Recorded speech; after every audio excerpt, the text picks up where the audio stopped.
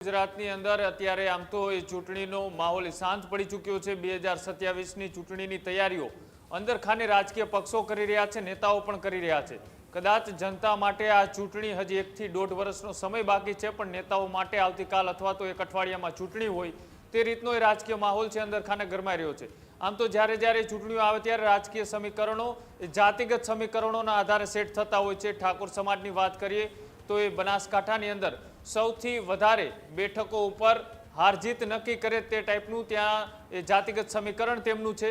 અને ઠાકોર સમાજ એ જ્યારે 2015-17ની અંદર જલ્પેશ ઠાકોરે વ્યસન મુક્તિની વાત સાથે આંદોલન કર્યું, ત્યારબાદ તેઓ ઉભરીને આવ્યા અને સત્તા સુધી પહોંચવામાં તેઓ સફળ રહ્યા।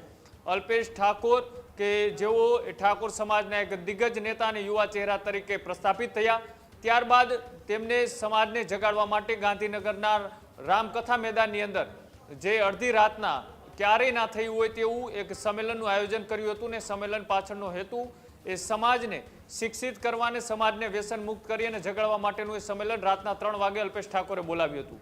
ત્યાં પણ મંચ ઉપર એ ઠાકોર સમાજના તમામ દિગ્ગજ નેતાઓ હાજર હતા। ત્યાં પક્ષ ભૂલી અને સમાજને માનનારા અને સમાજને આગળ રાખનારા એ તમામ નેતાઓ એ મંચ ઉપર જોવા મળ્યા હતા। પણ હવે ચૂંટણીના પડઘમ શાંત પડી ચૂક્યા છે।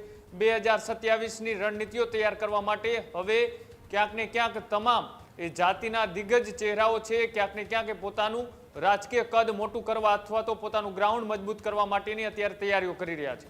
એ જ રીતના એ અલ્પેશ ઠાકોરનું જે એક ગ્રુપ ચાલી રહ્યું છે, આ ગ્રુપ એ અત્યારે હવે એક્ટિવ જોવા મળી રહ્યું છે। આ જે ગુજરાત ક્ષત્રિય ઠાકોર સેના નામનું એક ગ્રુપ છે, એના થકી જ અલ્પેશ ઠાકોરે પૂરા ગુજરાતની અંદર એ આંદોલન કરી અને પ્રસ્થાપિત થયા હતા, એક ચહેરો મજબૂત બન્યો હતો।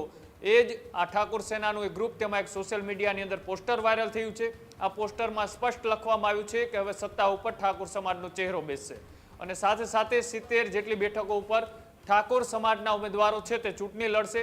અલ્પેશ ઠાકોર એક નવો પક્ષ બનાવશે તેવું પણ આ પોસ્ટરમાં લખવામાં આવ્યું છે।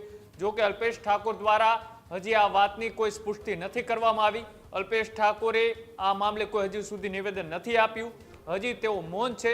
પણ જે રીતના જે અલ્પેશ ઠાકોરના નેજા હેઠળ ચાલતી એ ગુજરાત ક્ષત્રિય ઠાકોર સેના આ જે પોસ્ટર અત્યારે વાયરલ થઈ રહ્યું છે, આ પોસ્ટરથી અનેક તર્ક અને વિતર્ક લગાડવામાં આવી રહ્યા છે। આ જ પ્રકારની તમામ અપડેટ જોવા માટે ન્યૂઝરૂમ ગુજરાતને લાઇક, શેર અને સબસ્ક્રાઇબ કરવાનું ભૂલતા નહીં।